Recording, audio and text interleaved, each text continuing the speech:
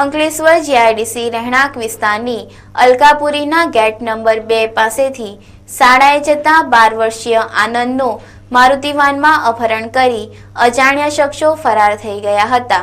જો કે golden bridge પરથી નદીના પાણીમાં બાળકને ફેંકી દઈ મોતને ઘાટ ઉતારવાનું કાવતરું પણ અપહરણકારોએ કર્યું હતું। જો કે સદનસીબે બાળક માછીમારોની જાળમાં ફસાઈ જતા તેનો ચમત્કારિક રીતે બચાવ થયો હતો। प्राप्त पोलीस सूत्रीय माहिती अनुसार अंकलेश्वर जीआईडीसी રહેણાંક વિસ્તારની લેનોક્સ સોસાયટી ખાતે રહેતા સુરેશ ચંદુ પટેલ નાઓ ઇલેક્ટ્રિક સામાનનો ધંધો કરે છે। તેઓનો લાયન્સ સ્કૂલમાં ધોરણ 3માં અભ્યાસ કરતો 12 વર્ષીય પુત્ર આનંદ તારીખ 11મીના રોજ બપોરના 12 કલાકે શાળાએ જવા સાયકલ લઈને ઘરેથી નીકળ્યો હતો। આનંદ અલકાપુરી સોસાયટીના ગેટ નંબર 2 પર પહોંચ્યો હતો। ત્યાં જ એક મારુતિ વાનમાં સવાર અજાણ્યા ઈસમોએ તેનું સાયકલ સાથે અપહરણ કરીને ફરાર થઈ ગયા હતા।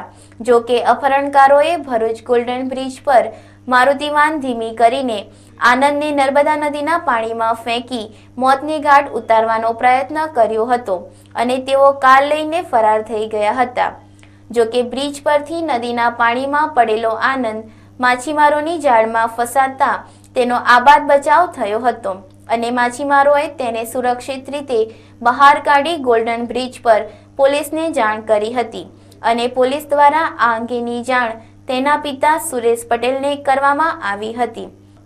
અપહૃત આનંદના પિતા સુરેશ પટેલે જણાવ્યું હતું કે તેઓની કોઈ પણ વ્યક્તિઓ સાથે કોઈ જ દુશ્મનાવટ કે વેર નથી। પછી શા માટે તેઓના માસૂમ પુત્રનું અપહરણ કરવામાં આવ્યું હશે તે પ્રશ્ન તેઓ માટે પણ રહસ્યમય બની ગયો હતો। ભરૂચ ગોલ્ડન બ્રિજ વચ્ચેથી નદીમાં ફેંકી દીધેલો હતો ને ત્યાં કમ સંજોગે પેલા માછીમારોની જાળ બિછાવેલી હતી માછલી પકડવાની, એની અંદર છોકરું ભરાઈ ગયું ને એ લોકોએ જોયું, એને બોટથી બહાર કાઢ્યું ને પોલીસવાળાનો મારી ઉપર જ્યારે ફોન આવ્યો 2 વાગ્યાની આજુબાજુમાં, ત્યારે હું એને લેવા ભરૂચ ગયેલો હતો। મારા બાબાની ઉંમર છે 12 વર્ષ, 6ઠ્ઠા ધોરણમાં લાય સ્કૂલમાં અભ્યાસ કરે છે। બનાવ સંદર્ભે હાલ તો અંકલેશ્વર જીઆઈડીસી પોલીસે ફરિયાદ દર્જ કરી અજાણ્યા અપહરણકારોને ઝડપી પાડવા માટેના ચક્રો ગતિમાન કર્યા છે।